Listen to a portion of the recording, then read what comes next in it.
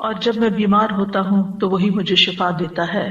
اور ایوب کو یاد کیجیے جب اس نے اپنے رب کو پکارا کہ مجھے تکلیف پہنچی ہے اور تو سب رحم کرنے والوں سے زیادہ رحم کرنے والا ہے، تو ہم نے اس کی دعا قبول کر لی، پھر جو کچھ اسے تکلیف تھی وہ ہم نے دور کر دی، اور ہم نے اسے اس کے اہل و عیال اور ان کی مانند ان کے ساتھ مزید بھی اپنے پاس سے بطور رحمت عطا کیے اور عبادت کرنے والوں کے لیے نصیحت کے طور پر۔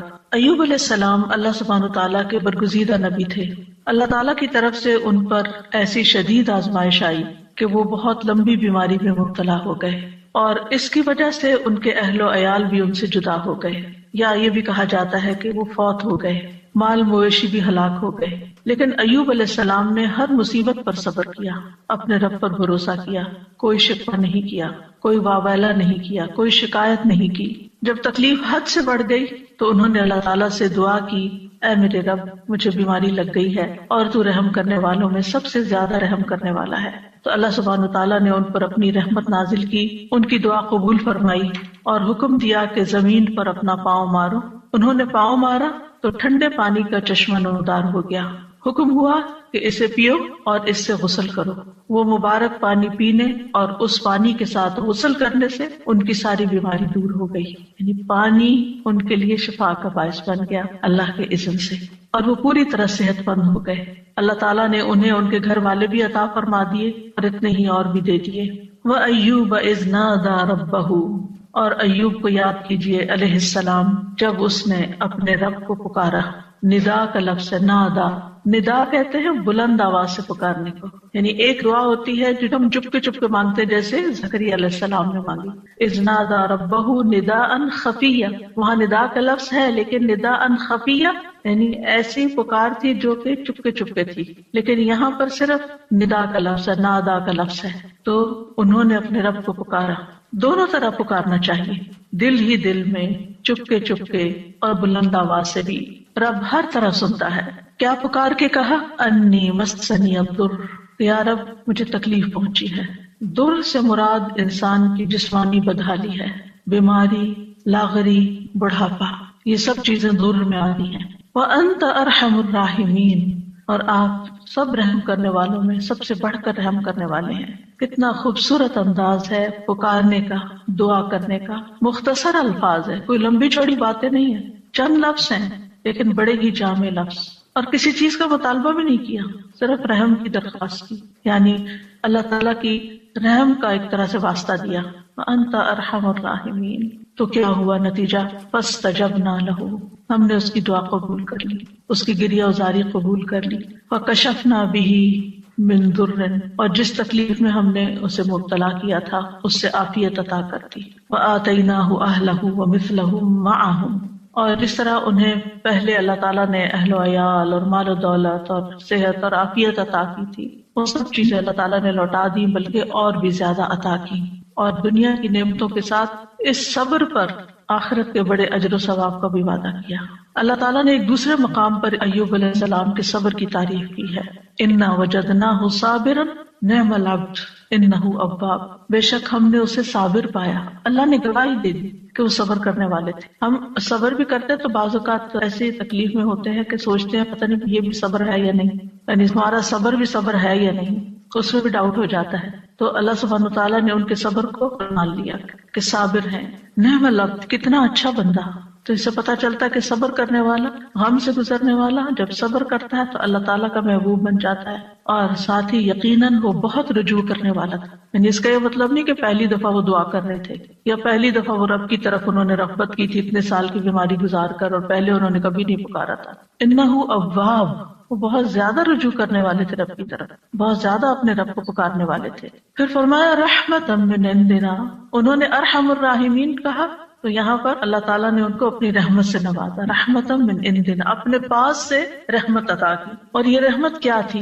اول شدید بیماری اور تکلیف اور آزمائش کے ساتھ ان پر رحم کیا، پھر انہیں صبر کی توفیق دے کر ان پر رحم کیا، پھر دعا قبول کر کے ان پر رحم کیا، پھر دعا قبول کرنے کے بعد صحت کے ساتھ اور مال و دولت وغیرہ لوٹایا اس کے ساتھ۔ تو یہ سب کچھ اللہ تعالیٰ کی عظیم رحمت تھی۔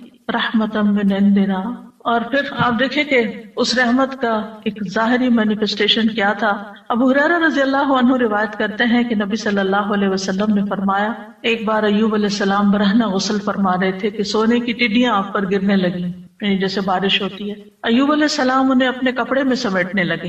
ان کے رب نے انہیں پکارا کہ اے ایوب، کیا میں نے تمہیں اس چیز سے بے نیاز نہیں کر دیا جسے تم دیکھ رہے ہیں؟ یعنی مجھے معلوم ہے کہ تمہارے دل میں اس کی کوئی لالچ نہیں، کوئی رغبت نہیں، تمہیں اس کی ضرورت نہیں، تمہارے پاس اللہ نے پہلے سے ہی بہت کچھ عطا کر دیا ہے، تو تم پھر کیوں یہ سمیٹ رہے ہو؟ ایوب علیہ السلام نے جواب دیا، ہاں تیری بزرگی کی قسم، لیکن تیری برکت سے میرے لیے بے نیازی کیسے ممکن ہے، یعنی اس سے میں بے نیاز نہیں ہو سکتا. تو بندہ مومن جو ہے وہ اللہ سبحانہ تعالیٰ سے دعا بھی کرتا ہے اور استغنا بھی برتتا ہے، دل میں لالچ بھی نہیں رکھتا، لیکن اگر اللہ تعالیٰ کی طرف سے بن مانگے اس تک کوئی نعمت پہنچتی ہے تو اس کو اللہ کی رحمت سمجھتا ہے، برکت سمجھتا ہے، اور اس سے تکبر کرتے ہوئے بے نیازی نہیں برتتا یا ایسا زہد اور ایسا تکشف ظاہر نہیں کرتا کہ لے جاؤ اس کو، اٹھا لو اس کو، مجھے نہیں چاہیے، مجھے کیا کرنا ہے، میرے پاس آلریڈی بہت کچھ ہے، ایسا رویہ اختیار نہیں کرتا. یہ بھی شکر گزاری کا ہی ایک انداز ہوتا ہے. اور ان کے دل میں یعنی ایک طرح سے یہ شکر گزاری تھی کہ یہ اللہ کی طرف سے آ رہا ہے، کیونکہ ظاہر ہے کوئی انسان تو نظر نہیں آ رہا تھا جو ان پہ سونا برسا رہا ہو، اللہ سبحانہ تعالیٰ کی طرف سے ہی آ رہا تھا، اور ان کے وہم و گمان میں بھی نہیں تھا. اور جو چیز کسی لالچ اور کسی حفظ کے بغیر انسان کے پاس آتی ہے تو اسے اللہ سبحانہ تعالیٰ کی ایک نعمت سمجھ کر شکر گزار ہونا چاہیے بندے کو. وَذِكْرَىٰ لِلْعَابِدِينَ، اور عبادت گزاروں کے لیے ایک نصیحت ہے اس واقعے میں.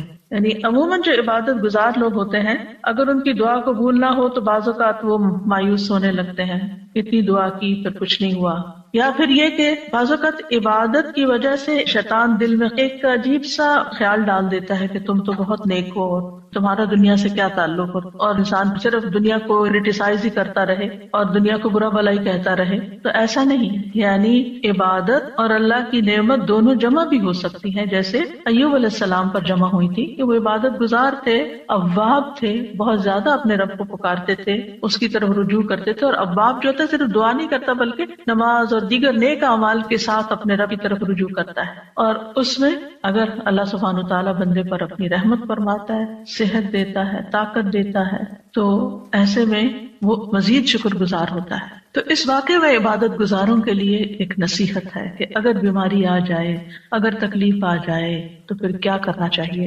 اگر مختلف چیزوں کے ذریعے انسان کی آزمائش ہو تو پھر کس طرح صبر کیا جائے، اللہ تعالیٰ کے سامنے کیسے فریاد پیش کی جائے، اور پھر جب اللہ تعالیٰ انعام فرمائے تو کس طرح بہیو کیا جائے. کیونکہ بعض لوگ تکلیف میں تو اللہ تعالیٰ کی طرف رغبت کرتے ہیں، لیکن جب تکلیف دور ہو جاتی ہے تو پھر کیا کرتے ہیں، بھول جاتے ہیں، اور پھر وہ اس کو اپنا کارنامہ بتانے لگتے ہیں کہ میں نے ایسا کیا اور ویسا کیا، یہ ایکسرسائز کی اور یہ دوا کھائی اور یہ طریقہ اختیار کیا تو اس وجہ سے مجھے یہ شفا ہوئی ہے، اور اللہ تعالیٰ کو اس میں سے نکال دیتے ہیں. تو بندہ مومن کسی حال میں بھی چاہے صبر ہو یا شکر ہو، وہ دونوں کیفیات میں رب ہی کے ساتھ جڑا رہتا ہے.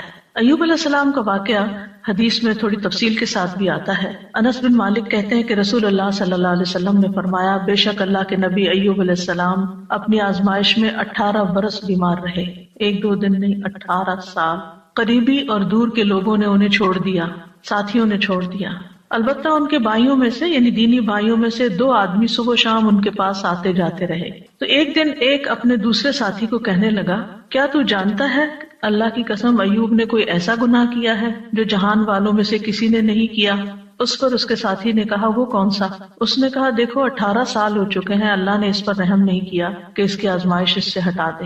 کیونکہ بعض اوقات عبادت گزاروں کی جب آزمائش لمبی ہو جاتی ہے تو لوگ باتیں بنانا شروع کر دیتے کہ یہ تو بہت دین والے ہیں، اور یہ تو قرآن والے ہیں، اور یہ تو بہت نمازی ہیں، اور حج عمرے کرتے ہیں، اور پھر دیکھو ان کے ساتھ کیا ہو رہا ہے. تو ان کے اوپر بھی اسی طرح کی بات ہوئی. جب وہ شام کو ایوب علیہ السلام کے پاس آئے تو ایک نے بے صبری میں وہ بات ذکر کر دی کہ وہ کوئی یہ کہہ رہا تھا تمہارے بارے میں. تو ایوب علیہ السلام نے ان کا الزام سن کر کہا، جو کچھ تم کہہ رہے ہو اس طرح کی کوئی بات میرے علم میں تو نہیں ہے. اب ریاکشن دیکھے. ہاں اتنا ضرور ہے کہ اللہ تعالیٰ جانتا ہے کہ 2 آدمیوں کے پاس سے میرا گزر ہوتا تھا جو آپس میں جھگڑ رہے ہوتے تھے، وہ دونوں ہی اللہ کا نام لیتے تھے، پھر میں اپنے گھر واپس آتا اور ان دونوں کی طرف سے کفارہ ادا کرتا، اور اس بات کو ناپسند کرتا کہ وہ ناحق اللہ کا نام لے رہے ہیں. یعنی یہ مجھے اچھا نہیں لگتا تھا کہ وہ اللہ کا نام لے کے لڑ رہے ہیں، تو میں ان کی بخشش کے لیے صدقہ کر دیتا تھا کہ ان کی پکڑ نہ ہو اس پر، یعنی ایسے نیک انسان.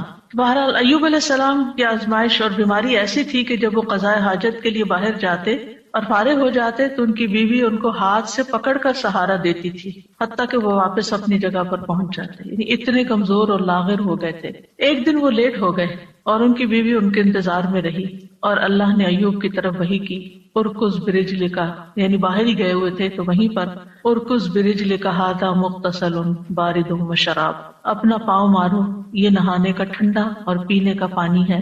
ادھر ان کی بیوی سمجھ رہی تھی کہ وہ دیر کر رہے ہیں، یعنی اپنی حاجت سے فارغ ہونے دیر ہو رہی ہے اور وہ ذرا ہٹ کے کھڑی ہوں گی اور انتظار کر رہی تھی. جب وہ واپس پلٹے تو اللہ نے ان کی تمام بیماریاں دور کر دی اور وہ بہت حسین لگ رہے تھے. جب ان کی بیوی نے ان کو دیکھا تو پہچان نہ سکی. پوچھا اللہ تمہیں برکت دے، کیا تم نے اللہ کے نبی جو بیمار ہیں انہیں دیکھا؟ اللہ کی قسم جب وہ صحت مند تھے تو تم سے سب سے زیادہ مشابہت رکھتے تھے. تو انہوں نے کہا میں وہی ایوب ہوں، یعنی اتنی دیر میں ہی تکلیف دور ہو گئی. اور کس سے؟ پانی سے.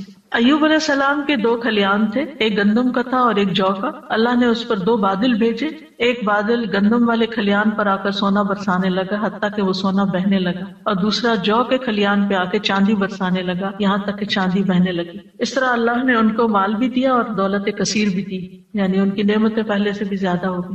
اگرچہ 18 سال کی آزمائش تھی، اس دوران وہ اللہ کے نبی بھی رہے، یعنی اللہ تعالیٰ نے اس بیماری کے باوجود ان سے ان کی ذمہ داری نہیں لی بلکہ اس کو ادا کرتے رہے. اور ایک وفادار بیوی تھی اور 2 دینی ساتھی تھے جو آتے جاتے تھے، باقی سب چھوڑ گئے تھے. چونکہ اس کے آخر میں آیا ہے کہ ذکر للعابدین، اس کہانی میں، اس واقعے میں عبادت گزاروں کے لیے، نیک لوگوں کے لیے ایک بڑی نصیحت ہے کہ اگر تکلیف آئے اور آزمائش آئے تو پھر کرتے کیا ہے. اس سے یہ بھی پتہ چلتا ہے کہ آزمائش نبی اور غیر نبی دونوں پر آ سکتی، کیونکہ ہمارے ذہن میں یہ خیال ہوتا ہے کہ جو نیک لوگ ہیں ان پر آزمائش نہیں آ سکتی. نہیں، سب پر آ سکتی. انبیاء بھی آزمائے جاتے ہیں، بلکہ انبیاء کی آزمائش زیادہ ہوتی ہے، اور پھر جو ان سے قریب تر ہوتے ہیں، یعنی جتنے جتنے نیک ہوتے ہیں اس کے مطابق. اور پھر یہ ہے کہ جب تکلیف آئے تو واویلا کرنے کی بجائے انسان کو صبر سے کام لینا چاہیے.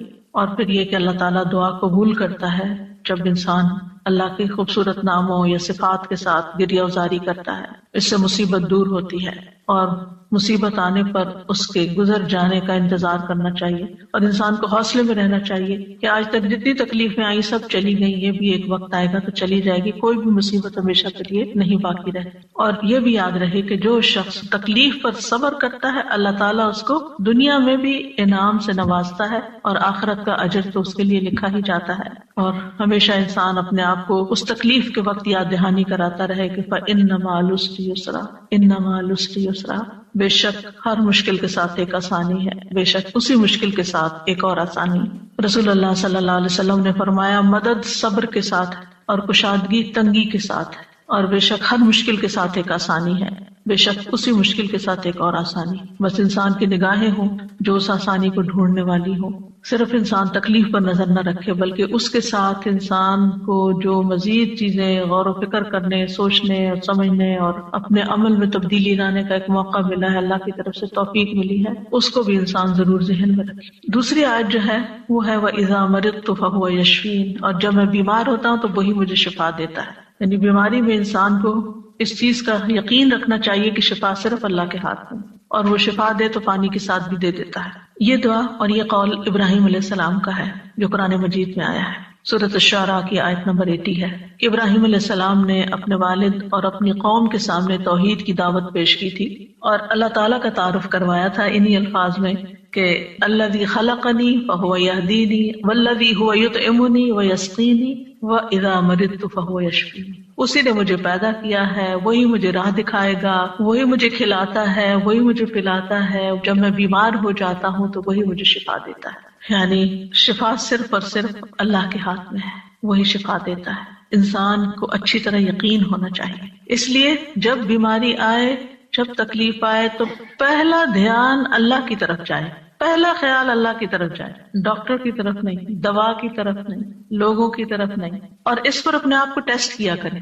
اگر کہیں چوٹ لگتی ہے، اگر کہیں درد ہوتی ہے، اگر کہیں کوئی بھی چیز پیش آتی ہے، ایک دم گلا پکڑا جاتا ہے کچھ، تو کیا خیال آتا ہے کہ اس سے نجات اور خلاصی کیسے ہوگی، اب کیا کروں؟ کیونکہ انسان فوراً اس کا توڑ سوچتا ہے نا. کہ یہ مشکل آ گئی، اب اس کا توڑ کیا ہو، اب میں کیا کروں؟ تو سب سے پہلے اللہ سے دعا کی۔ اللہ تعالیٰ کا نام بھی شافی، یہاں شافی کہہ کے پکار سکتے ہیں، اللہ شفا تیرے ہاتھ میں، یا رب تو مجھے شفا دے۔ جو اپنی زبان میں، عربی میں، اردو میں، انگلش میں، جس میں بھی پہلے اللہ کو پکارے، اللہ تو اس کی صحت کے اسباب پیدا کر دے، تو یہ آسانی پیدا کر دے۔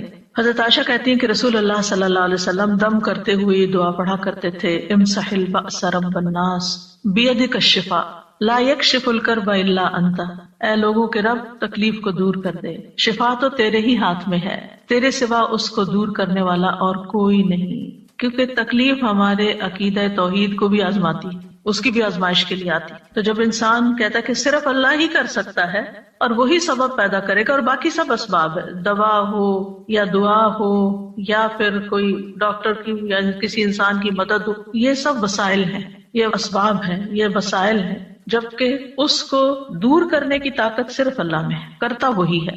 تو آپ دیکھیے کہ ابراہیم علیہ السلام کا یہ ادب ہے، اور وہ کہتے ہیں کہ بیماری اور شفا دونوں اللہ ہی کی طرف سے ہیں، لیکن بیمار ہونے کی نسبت انہوں نے اپنی طرف کی ہے کہ جب میں بیمار ہوتا ہوں، میری بیمار کرتا تو اللہ، لیکن جب میں بیمار ہوتا ہوں فہو یشفین، تو وہ مجھے شفا دیتا ہے۔ یعنی اگرچہ خیر اور شر دونوں کا خالق اللہ ہے، لیکن شر کی نسبت اپنی طرف کی ہے اور خیر کی نسبت اللہ تعالیٰ کی طرف کی ہے۔ کہا جاتا ہے نا کہ تندرستی 1000 نعمت ہے، واقعی تندرستی اور صحت اللہ تعالیٰ کی بہت بڑی نعمت ہے۔ نبی صلی اللہ علیہ وسلم نے فرمایا 2 نعمتیں ایسی ہیں جن کے بارے میں اکثر لوگ خسارے میں ڈالے گئے ہیں، تندرستی اور فراغت، فرصت، یعنی آپ کے پاس وقت ہوتا ہے، آپ بہت زیادہ کاموں میں دبے ہوئے نہیں ہیں، ڈوبے ہوئے نہیں ہیں، لیکن لوگ اس وقت سے فائدہ نہیں اٹھاتے، صحت سے فائدہ نہیں اٹھاتے، اور اسی طرح فراغت سے صحیح فائدہ نہیں اٹھاتے، حتیٰ کہ بیماری اور بڑھاپے کے منہ میں جا پڑتے ہیں جب وہ پھر کچھ کرنے کے قابل نہیں رہتے۔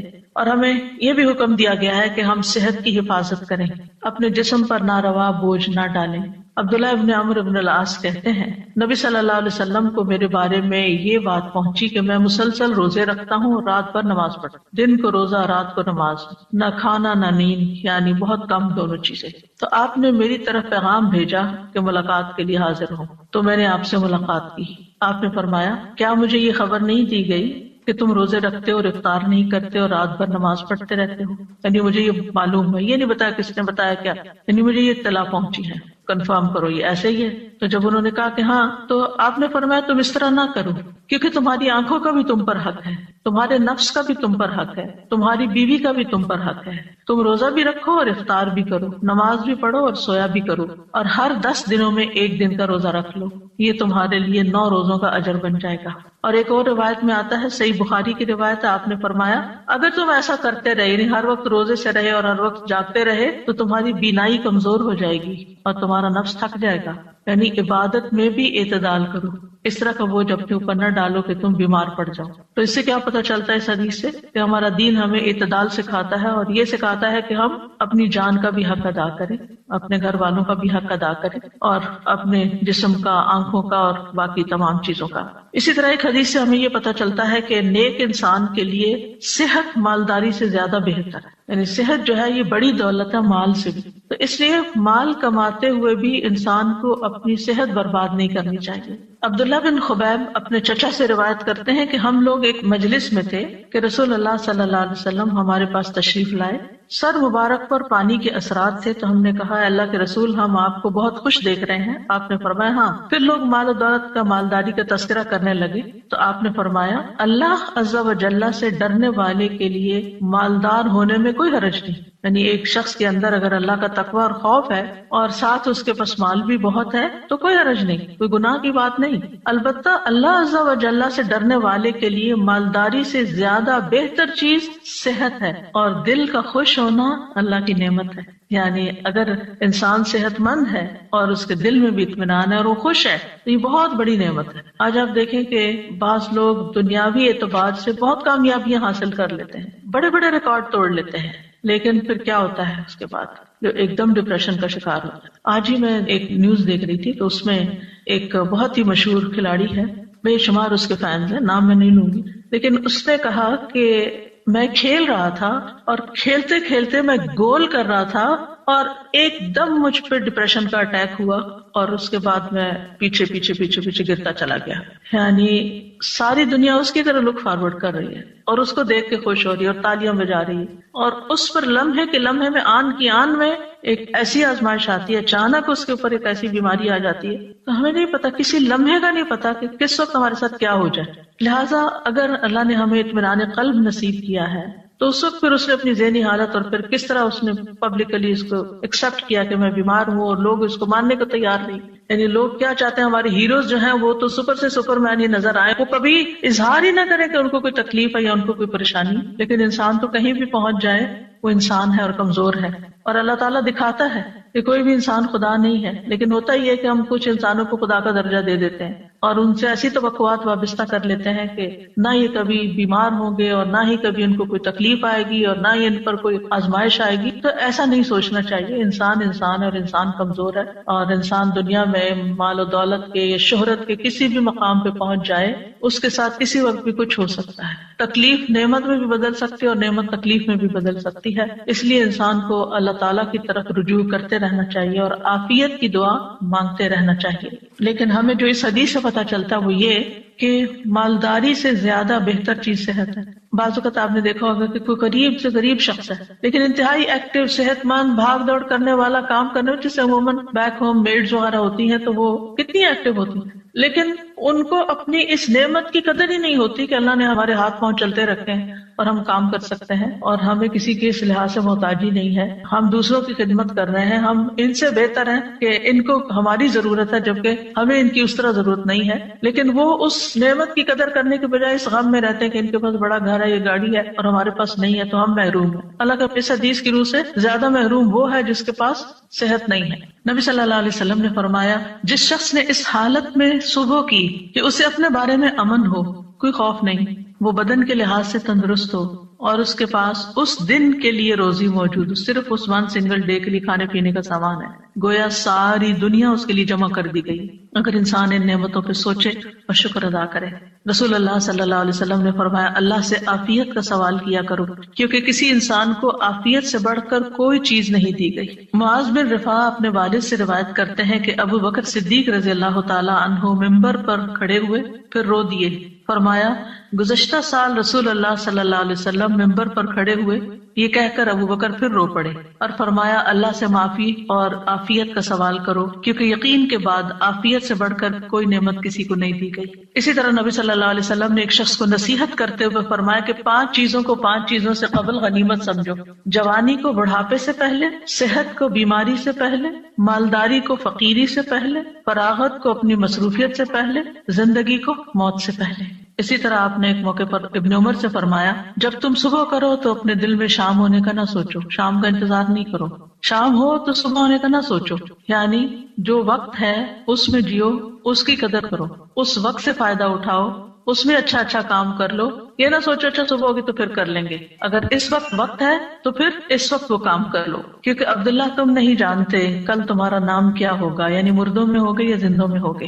اور یہ بہت بڑی نصیحت ہے. آج کے لوگ بہت سے تجربے کرنے کے بعد اس نتیجے پہ پہنچے ہیں اور اب یہ بات بہت ان ہو گئی ہے کہ لیو ان مومنٹ، ناؤ کی اہمیت، اور اس پہ کتابیں باقاعدہ لکھی گئی ہیں کہ اس مومنٹ میں جیو جس میں جی رہے ہو اور اس کو انجوائے کرو. لیکن بہت سے لوگ جو وقت اس وقت ہے اس کی قدر نہیں کرتے یا ماضی کے بارے میں سوچتے رہتے ہیں کہ یہ کیوں ہو گیا، وہ کیوں، یا مستقبل ہائی کیا ہوگا، کس نے جانا. بعض لوگ پریشان رہتے ہیں ہمارے بڑھاپے کا کیا ہوگا، ہمیں کیا پتا کہ ہم بڑھاپے تک زندہ بھی ہیں یا نہیں ہیں. تو جو اللہ نے دیا ہے اس سے خوب فائدہ اٹھا لینا چاہیے، اس کا شکر ادا کرنا چاہیے. پھر اسی طرح یہ ہے کہ انسان کو نہ صرف یہ کہ اپنی صحت بلکہ اپنے ماحول کی صحت کا بھی خیال رکھنا چاہیے اور اس کے لیے بھی دعا کرنی چاہیے. جیسے نبی صلی اللہ علیہ وسلم نے مدینہ والوں کے لیے دعا کی تھی، اے اللہ ہمارے دلوں میں مدینہ کی محبت اسی طرح پیدا کر دے جس طرح مکہ کی محبت، بلکہ اس سے بھی زیادہ. اے اللہ ہمارے سا اور مد میں برکت عطا فرما اور مدینہ کی آب و ہوا ہمارے لیے صحت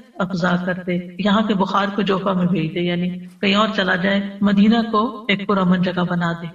تو انسان کو اپنے بدن میں بھی عافیت کی دعا کرنی چاہیے، اپنے گھر میں بھی، اپنے شہر میں، اپنے ملک میں، کہ جہاں ہم رہتے ہیں امن امان کے ساتھ رہ سکیں. کیونکہ انسان امن کے ساتھ ہی بہت پروڈکٹیو ہو سکتا ہے. جب انسان کے اوپر ایک خوف سوار ہوتا ہے، اس کے حالات پریشانی کا شکار ہوتے ہیں، تو اس کو یہ نہیں سمجھ آتی کہ مجھے کیا کرنا چاہیے. یعنی بعضوں کا دل جمتا ہی نہیں پھر کسی کام کے کرنے کے لیے. پھر اس بات کو یاد رکھنا چاہیے کہ بیماری کا آنا اللہ کی طرف سے ایک امتحان ہوتا ہے. اللہ تعالیٰ کسی وقت کسی کو بھی آزما سکتا ہے.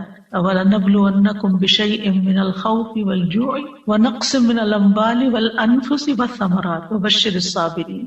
ہم ضرور تمہیں خوف، فاقے، نیز جان و مال اور پھلوں کے خسارے میں مبتلا کر کے تمہاری آزمائش کریں گے. تو اس میں جان جو ہے اس کی آزمائش میں صحت کی آزمائش بھی شامل ہے، یعنی جان جانے کے علاوہ دنیا میں رہتے ہوئے انسان بیمار رہے. پھر یاد رکھیے کہ تکلیف اور بیماری انبیاء کو بھی آ سکتی، جیسے ہم نے ایوب علیہ السلام کے بارے میں پڑھا کہ 18 سال بیمار رہے. اور اسی طرح رسول اللہ صلی اللہ علیہ وسلم کو بھی کئی دفعہ بخار آیا. ابو سعید کہتے ہیں کہ وہ رسول اللہ صلی اللہ علیہ وسلم کے پاس آئے، آپ بخار میں مبتلا تھے، آپ پر چادر تھی، انہوں نے اپنا ہاتھ چادر پہ رکھا، کہا کہ اللہ کے رسول آپ کا بخار بہت سخت ہے. آپ نے فرمایا بے شک ہمارا حال اسی طرح ہوتا ہے، ہم پر آزمائش سخت ہوتی ہے اور ہمیں اجر بھی دگنا دیا جاتا ہے. یعنی ایک عام بندہ جس چیز سے آزمایا جاتا ہے، ایک دین والا اور پھر خاص طور پہ نبی، اس سے بڑی آزمائش میں مبتلا کیا جاتا ہے، کیونکہ جس کا درجہ جتنا بلند ہوتا ہے اس کی آزمائش بھی اتنی بڑی ہوتی ہے. انہوں نے پوچھا اللہ کے رسول صلی اللہ علیہ وسلم لوگوں میں آزمائش کے لحاظ سے سخت کون ہوتا ہے؟ آپ نے فرمایا انبیاء. کہا پھر کون؟ فرمایا علماء. کہا پھر کون؟ فرمایا نیک لوگ. یعنی جیسے جیسے آپ کے درجے ہوں گے اسی حساب سے آزمائش ہوگی. اس لیے اگر کسی کے اوپر کوئی تکلیف بڑی آ جاتی ہے تو وہ تب بھی اللہ سے اچھا گمان رکھے کہ اگر اللہ نے مجھے دوسروں کے مقابلے میں زیادہ آزما لیا تو اس کا مطلب یہ ہے کہ اللہ تعالیٰ کی مجھ پہ نظر کرم ہے. اور فرمایا کہ ان میں سے کسی کو جوؤں سے آزمایا جاتا، یہاں تک کہ وہ اسے قتل کر دیتے. یعنی اتنی جوئیں پڑتی اور وہ صاف ہوتی ہی نہیں، نکالتے ہوں گے پھر اور پڑ جاتی، پھر اور پڑ جاتی، خون ہی چوس جاتی ہوں گی. اور ان میں سے کسی کو فقر کے ساتھ آزمایا جاتا، یہاں تک کہ وہ چھوٹی سی قمیص کے سوا کچھ نہ پاتا، چنانچہ وہ اسے ہی پہن لیتا. اور ان میں سے کچھ آزمائش پر بہت خوش ہوتے ہیں بنسبت اس شخص کے جو کچھ دیے جانے پہ خوش ہوتے ہیں. یعنی اللہ کے نیک بندوں کی ایک پہچان یہ بھی ہے کہ جب ان پر کوئی تکلیف آتی ہے تو پریشان ہونے کی بجائے وہ اللہ سے راضی ہو جاتے ہیں کہ اللہ نے مجھے اس کے لیے چنا، مجھے اس قابل سمجھا تو اس لیے مجھ پر یہ امتحان ڈالا. یعنی عافیت تو مانگنی چاہیے، لیکن مانگنے کے باوجود اگر اللہ تعالیٰ آزما لیتا ہے تو ناراضگی کی کوئی گنجائش نہیں. مثلاً ایک انسان نیک کام کر رہا ہوتا ہے لیکن ابھی اس کا وہ درجہ نہیں اونچا گیا، وہ گراف ابھی نیچے ہی ہے کہ یکایک ایسی مصیبت آتی ہے کہ جس پہ صبر کی وجہ سے وہ اعلیٰ ترین درجے پہ پہنچ جاتا ہے، اور اگر وہ صبر نہیں کرتا تو پہلے سے بھی نیچے آ جاتا ہے. انبیاء کو 2 آدمیوں کے برابر بخار ہوتا ہے. پھر آپ دیکھیے کہ مسلمان کو جب کوئی کانٹا بھی چبھتا ہے تو پھر اس کے ذریعے اللہ تعالیٰ اس کے گناہوں کو ایسے دور کرتا ہے جیسے سوکھے درخت سے پتے جھڑ کے اس کو صاف کر دیتے ہیں. مریض کے لیے خوشخبریاں بھی ہیں.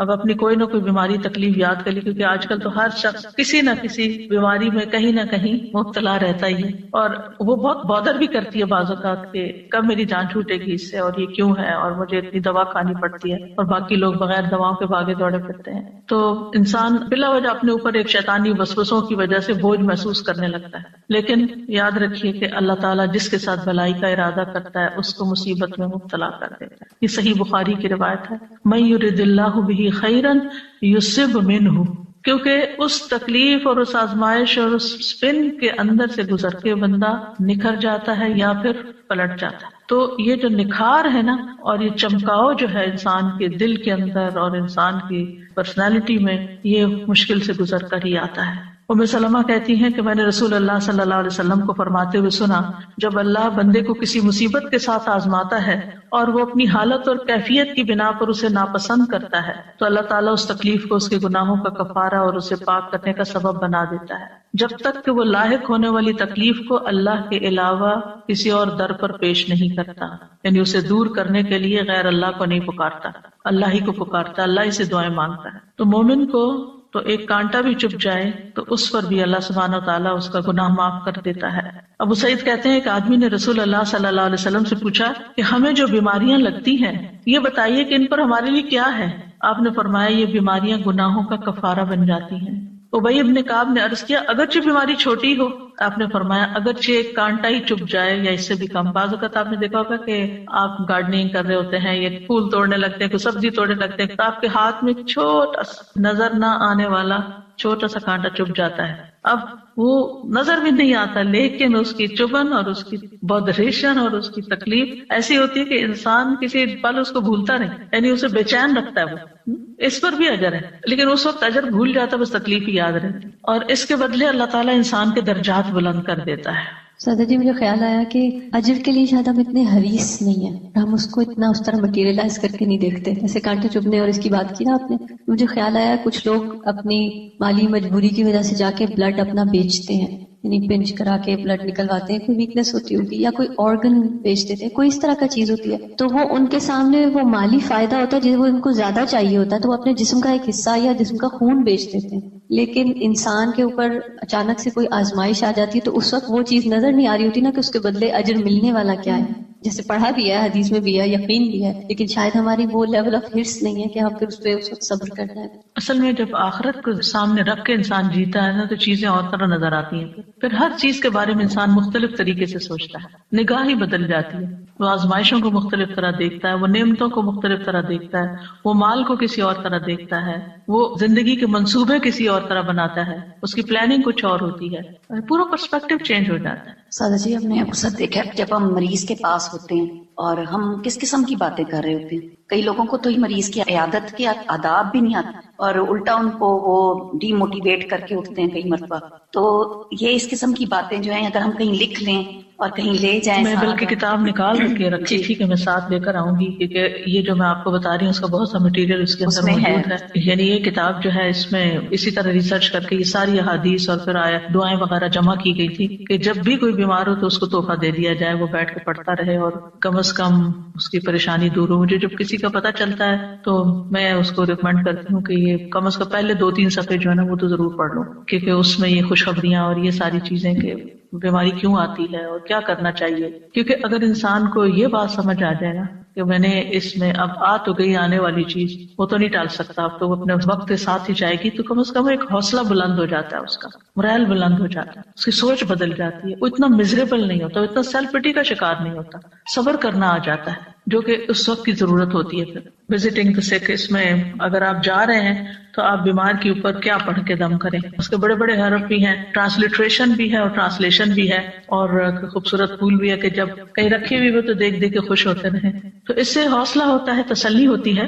یعنی بیماری کا تعلق بھی بہت زیادہ سوچ کے ساتھ ہوتا ہے. کسی بھی مشکل کے وقت اگر آپ کی سوچ پازیٹیو ہے نا تو آپ کے لیے وہ تکلیف ہلکی ہو جائے گی. وہ اچانک اٹیک تو ہوتا ہے, آپ ہرٹ ہوتے ہیں, لیکن پھر آپ اس سے فوراً نکل آتے ہیں. مریض کے احکام یہ ہر بندے کے پاس ہونی چاہیے.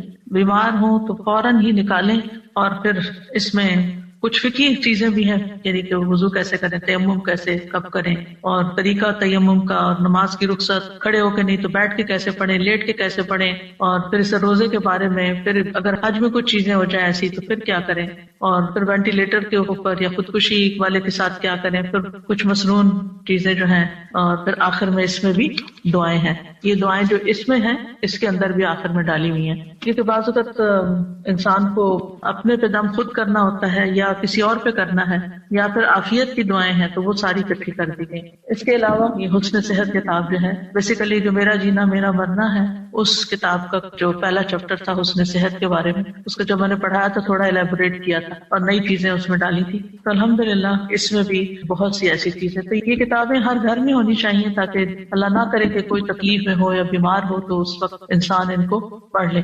میں نے تو اپنے دائیں ہاتھ کے پاس رکھی ہوئی ہے تاکہ وقتاً فوقتاً پڑھ کے اپنی سوچوں کا علاج بندہ کرتا رہے, اپنا مورال بہتر کرتا رہے. کیونکہ بیماری تو بیماری ہوتی ہے, لیکن اس کے اندر جو پریشانی اور جو نیگیٹو تھنکنگ اور شیطان کے وساوس وہ انسان کو زیادہ بیمار کر دیتے ہیں. اور جب انسان کو یہ ہوتا ہے کہ بیماری اللہ کی رضا کا سبب بھی بن جاتی ہے تو انسان کے لیے حوصلہ ہو جاتا ہے. وہ کیلنڈر بھی اسی مقصد کے لیے بنایا تھا کہ ڈاکٹرز کی ٹیبل پر ہو, کیونکہ ہوتا یہ ہے کہ جب डॉक्टर की टेबल पे कोई चीज भी रखी होती है ना, तो मरीज जब बैठा होता है तो इधर उधर कुछ ना कुछ पढ़ता रहता है, तो उस दिन का डेट भी हो और फिर साथ वो हदीस भी पढ़ ले। मैंने रखा हुआ मेन रूम, इसको बदलती रहती है, आते जाते पढ़ते रहते हैं। बिल्कुल। तो ये छोटी छोटी चीजें हैं जो इंसान को मुश्किल वक्त में एक रिमाइंडर देती हैं और इंसान को फायदा होता है और तकलीफ आसान हो जाती है और फिर गुजर भी जाती है, पता भी नहीं चलता। सर जी, मैं सोच रही थी कि हज़रत अय्यूब के सब्र की तो मिसाल है ही, लेकिन उसके साथ उनकी जो बीवी थी, वो जो तीमारदार थी, उनकी अवलीन, उनका अपना सब्र और उनका हौसला और उनकी हिम्मत अफजाई हज़रत अय्यूब को करवाते रहना। हम सब उन लोगों के लिए जो तीमारदारी करते हैं किसी न किसी हवाले से, किसी न किसी बीमार शख्स की, तो कितना जरूरी है कि उसकी उम्मीद कभी ना तोड़ें। मैं एक मोटिवेशनल स्पीकर का एक छोटा सा क्लिप था, वो सुन रही थी, वो डॉक्टर भी हैं, तो वो बता रहे थे कि एक बहुत ही सीवियर किस्म का कैंसर का पेशेंट था जिसको मल्टीपल कैंसर्स होते गए, वो बार बार अपने डॉक्टर से ये पूछता था कि मैं कब तक सर्वाइव करूंगा, मैं और कितना जी सकता हूँ। तो हर बार उसको ये कहते कि कोई नहीं, आप बिल्कुल ठीक हो जाएंगे, कोई मसला नहीं है, आपको बीमारी आपकी दूर हो जाएगी। और वो ठीक हो जाता था, उसका वो कैंसर दूर हो जाता था। लेकिन एक वक्त ऐसा आया कि जब वो डॉक्टर जो थे उनके मुंह से बस अब ये निकल गया कि बस अब आप दुआ कीजिए, अब हम कुछ नहीं कर सकते, यानी उसकी उम्मीद खत्म हो गई। और वो उसकी उम्मीद का खत्म होना था कि वो खुद भी खत्म हो गया फिर।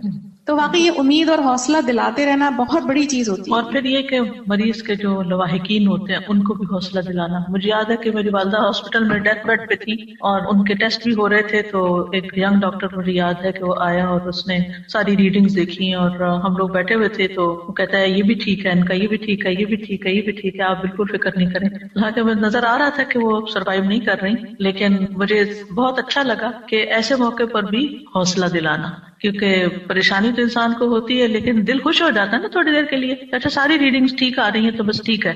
बिल्कुल इसी तरह से मैं अपने वाले साहब का एक शेयर करना चाहूंगी कि जब उन्हें डायग्नोज हुआ था कि उन्हें कैंसर है, और वो माशाल्लाह काफी एजड भी थे, लेकिन उनकी थ्रू आउट द लाइफ उनकी सेहत माशाल्लाह काबिले रश की रही। उस टाइम पे वो वॉक किया करते थे जब पाकिस्तान में किसी का कोई कॉन्सेप्ट भी नहीं था कि वॉक करते हैं। तो डॉक्टर्स के बाद जब गए तो डॉक्टर्स ने कहा, यंग डॉक्टर्स थे, और उन्होंने कहा कि हमें आपसे मोटिवेशन मिलती है कि आप रेडी हैं कीमो करवाने के लिए भी। हालांकि उनकी जो एज थी वो रेकमेंड नहीं करते थे, तो मेरे अब्बा जी कहते थे कि नहीं अल्हम्दुलिल्लाह मैं कर सकता हूँ। और मुझे एक दफा जब उनका फोन कॉल यहाँ पर आया, क्योंकि जब मैं उन्हें कॉल करती थी तो शायद वो नहीं मुझे मिल रहे थे, और जब वो मुझे कॉल करते थे तो मैं नहीं मिल रही थी, तो मेरे पास उनका रिकॉर्डिंग में आया कि बेटे, पंजाबी में उन्होंने मुझे कहा कि मैं तुम्हारा अबू सरवर अहमद बात कर रहा हूँ और तुम मेरे लिए परेशान ना होना, मैं अल्लाह की रजा पे राजी हूँ और मैं सारी जिंदगी बहुत अच्छी गुजरी अल्हम्दुलिल्लाह, मुझे कोई शिकवा किसी से नहीं, तो मैं फेस करूंगा इसको।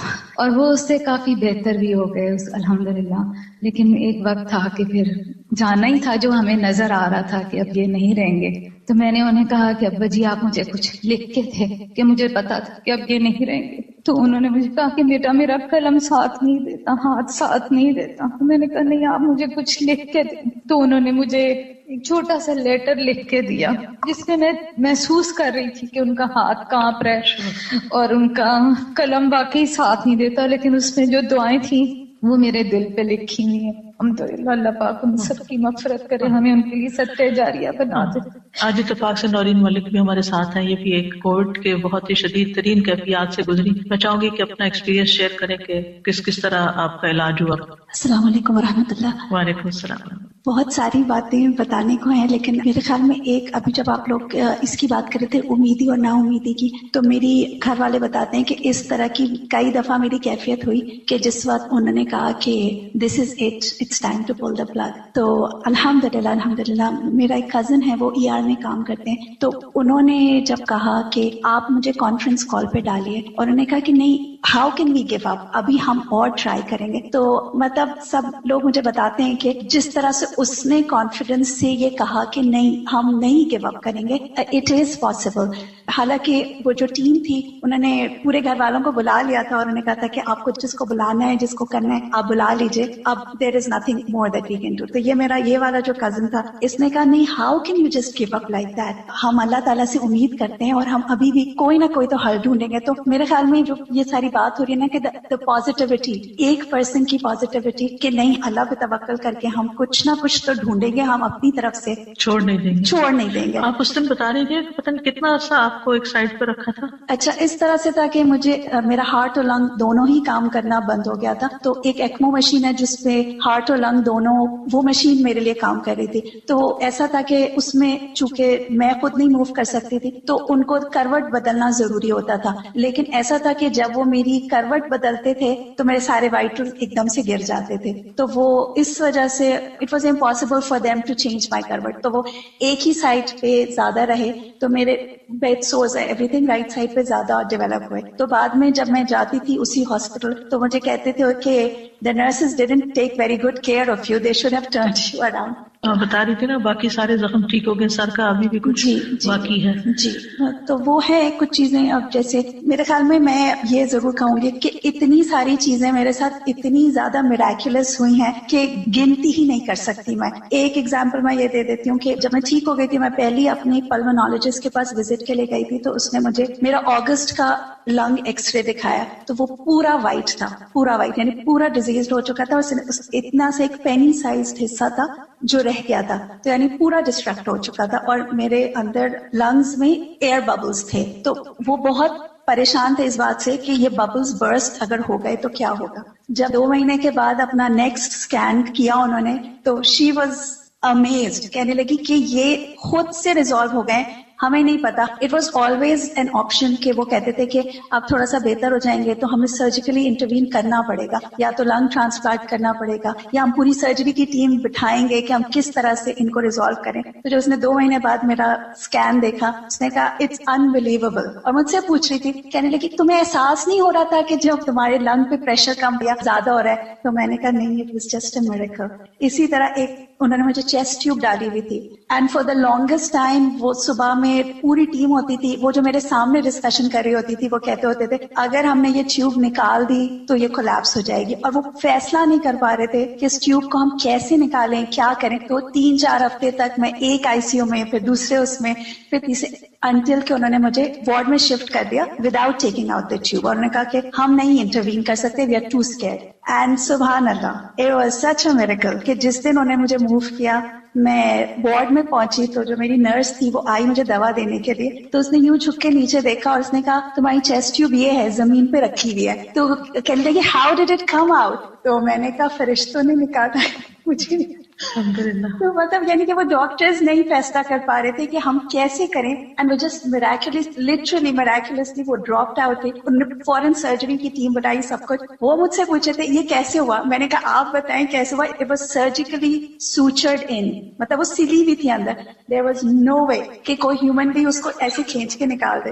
लेकिन जब उन्होंने मुझे शिफ्ट किया तो वो ट्यूब खुद से जमीन पे थी। I mean it was one of those things कि वो फैसला ही नहीं कर पा रहे थे अगर हमने किया तो इसके साथ क्या होगा।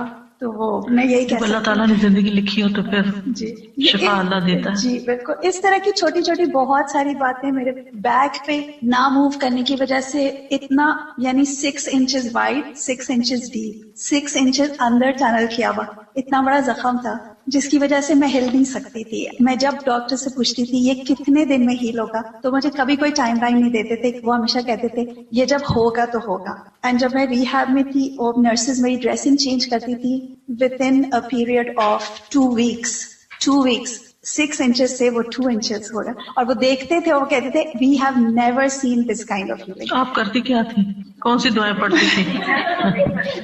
दुआओं पे मैं ये, अभी आप जब हज़रत अय्यूब की दुआ बता रही थी तो मैं ये बात बहुत सोच रही थी कि जब भी मैं पहले अपनी जिंदगी में ये वाली दुआ देखती थी ना, अल्लाहुम्मा अन्नी मस्सनी अद्दुर, तो मैं हमेशा ये सोचती थी कि ये दुआ कैसे हो सकती है कि अल्लाह ताला से आप कह रहे हैं कि मुझे तकलीफ हुई है। लेकिन जब मेरी आंख खुली तो मैं हिल नहीं सकती थी, मूव नहीं कर सकती थी, इतनी सारी ट्यूब्स थी।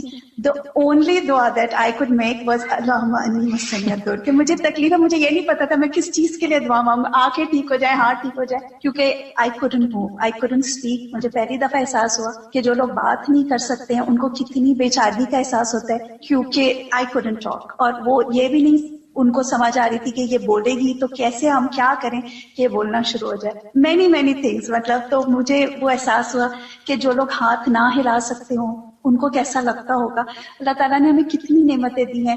میں ہاتھ اٹھا کے پانی نہیں پی سکتی تھی, میں ان کو اشارے سے کہتی تھی کہ مجھے پانی دے دیں, تو ان کو سمجھ نہیں آتی تھی. پھر وہ کسی طرح پانی کا گلاس قریب آیا تو میں اٹھا نہیں سکتی تھی, اٹھایا منہ میں ڈالا تو میں سوالو نہیں کر سکتی تھی. تو آئی واز جسٹ تھنکنگ کہ ایک پانی کا گلاس پینا ہم کتنا نارملی اٹھایا اور پی لیا, لیکن آپ اٹھا نہ سکیں, منہ تک لے جا نہ سکیں, اس کو ڈال نہ سکیں, اور منہ میں چلا بھی گیا تو پھر اس کو سوالو نہ کر سکیں. ایک ایکٹ میں اللہ تعالیٰ کی کتنی رحمتیں ہیں اور نعمتیں ہیں. ہم کتنی دفعہ الحمدللہ کہیں الحمدللہ. مطلب I mean I have a list of جو میریکلز ہیں. میرے خیال میں اس میں یہ ضرور کہوں گی کہ میں لوگوں کو یہ کہتی ہوں کہ میں تو معجزہ ہوں دعاؤں کا, لیکن جن لوگوں نے میرے لیے دعا کی ہے انہوں نے کتنی تڑپ کے مانگی تھی کہ اللہ تعالیٰ نے سب کی دعا میرے لیے قبول کی ہے. الحمدللہ. جزاک اللہ خیر. سعید کہتے ہیں کہ میں سلمان کے ساتھ کندہ میں ایک مریض کی عیادت کے لیے گیا. جب وہ مریض کے پاس آئے تو انہوں نے کہا خوش ہو جاؤ.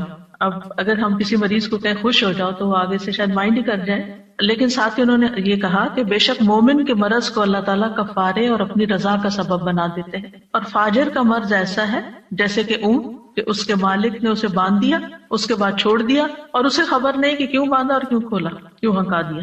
پھر اسی طرح آگ کے عذاب کا بدل بننے کے لیے بھی بیماری آتی ہے, یعنی آخرت کے عذاب سے بچاؤ کے لیے. ابو ہریرہ سے روایت ہے کہ رسول اللہ صلی اللہ علیہ وسلم ایک مریض کی تیمارداری کے لیے تشریف لے گئے جسے بخار تھا. میں بھی آپ کے ساتھ تھا. آپ نے اسے فرمایا خوش ہو جاؤ, بے شک اللہ تعالیٰ فرماتے ہیں یہ بخار میری آگ ہے جسے میں اپنے بندے پر دنیا میں مسلط کر دیتا ہوں تاکہ اس کی آخرت والی آگ کے عذاب کا بدل بن جائے. اس لیے بخار کو کبھی برا بھلا نہیں کہنا چاہیے, نہیں, دنیا کا بخار آخرت کے عذاب سے بچاؤ کا ذریعہ بن جاتا ہے. پھر اسی طرح عام دنوں میں انسان جو نیک عمل کرتا رہتا ہے, بیماری میں اگر نہیں کر سکتا تو وہ اس کے لکھے جاتے ہیں. نبی صلی اللہ علیہ وسلم نے فرمایا دن بھر کا کوئی عمل ایسا نہیں جس پر مہر نہ لگائی جاتی ہو. چنانچہ جب مسلمان بیمار ہوتا ہے تو فرشتے عرض کرتے ہیں اے اللہ, اے ہمارے رب, تو نے فلاں بندے کو روک دیا, یعنی اب وہ یہ نہیں کر سکتا جو پہلے ہر روز کرتا تھا. رب عز و جل فرماتا ہے کہ اس کے تندرست ہونے تک جیسے وہ اعمال کرتا ہے ان کی مہر لگاتے جاؤ, یا یہ کہ وہ فوت ہو جائے تو پھر اور بات ہے. یعنی بیماری میں ان سارے اعمال کو اس کے لیے مہر لگاتے جاؤ, یعنی انہی اعمال کو ریپلیکیٹ کرتے جاؤ کہ گویا کہ وہ کر رہا ہے. رسول اللہ صلی اللہ علیہ وسلم نے فرمایا جب کوئی بندہ بیمار ہوتا ہے یا سفر میں جاتا ہے تو اس کے وہ تمام عمل لکھ دیے جاتے ہیں جو وہ حالت قیام اور زمانہ تندرستی میں کیا کرتا تھا. اور دنیا میں جن پہ تکلیف آتی ہے اگر وہ صبر کرے تو قیامت کے دن ان کو ملنے والے اجر کو دیکھ کر لوگ تمنا کریں گے کاش ہماری جلدیں کینچیوں سے کاٹ دی جاتی. پھر اسی طرح بعض بیماریوں میں جب لوگ فوت ہو جاتے ہیں تو شہادت کا ثواب ملتا ہے. رسول اللہ صلی اللہ علیہ وسلم نے فرمایا فی سبیل اللہ مارے جانے کے علاوہ 7 طرح کی شہادت اور ہے. ایک وہ جو طاعون کی بیماری میں مرے, دوسرے جو پانی میں ڈوب کر مرے, تیسرے جو ذات الجم جیسے پھیپھڑوں کی بیماری اس میں مرے, چوتھا پیٹ کی بیماری میں مرنے والا, پانچواں جل کر مرنے والا, چھٹا چھت یا دیوار کے نیچے دب کے مرنے والا, ساتویں وہ عورت جو حاملہ ہو اور مر جائے. یہ سب شہید کہلاتی, یہ سب بھی شہادتیں ہیں. پھر اللہ کے اذن سے بیماری جو ہے وہ جنت میں داخلے کا ذریعہ بھی بنتی ہے. اور اس میں وہ خاتون جس کو مرگی کا دورہ پڑتا تھا اور اس نے دعا کے لیے کہا تو آپ نے فرمایا اگر تم چاہو تو صبر کرو, تمہارے لیے جنت ہے, اور چاہو تو میں تمہارے لیے دعا کر دوں کہ اللہ تمہیں صحت اور عافیت دے دے. تو اس نے کہا کہ میں صبر کروں گی لیکن میرا سطر کھل جاتا ہے, تو آپ دعا کریں کہ میں جب بے ہوش ہوں تو پھر میرا سطر نہ کھلے. تو آپ نے اس کے لیے دعا کر دی. آج کے لیے اتنا ہی کافی ہے, انشاءاللہ تعالی باقی کل اسی کو کنٹینیو کریں گے. جزاکم اللہ خیرا وآخر دعوانا ان الحمد للہ رب العالمین. سبحانک اللہم وبحمدک اشہد ان لا الہ الا انت استغفرک واتوب الیک. السلام علیکم ورحمۃ اللہ وبرکاتہ.